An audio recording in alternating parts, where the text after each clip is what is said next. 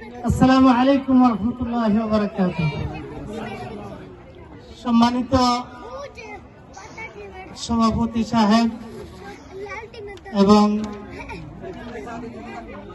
সদস্যবৃন্দ, সবাই কেমন আছেন? আসলে আপনাদের এখানে এসে অনেক ভালো লাগলো, অনেক আনন্দময় মুহূর্ত এখানে।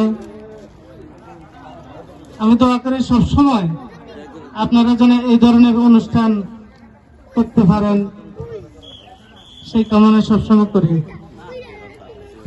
আপনাদের রক্ত ঋণ সামাজিক সংগঠন সৌদি আরব রিয়াদ শাখা প্রবাসী কর্তৃক আয়োজিত প্রধান অতিথি জনাব জাকির মোল্লা সাহেব ও জনাব নূর মোহাম্মদ নূর ভাই, জনাব আসলাম মুর্শেদ, হাজী শাহজাহান, সকলকে আমার অন্তঃস্থল থেকে সালাম ও মুবারকবাদ। আসসালামু আলাইকুম রহমতুল্লাহ। আপনাদের সাফল্য কামনা করি,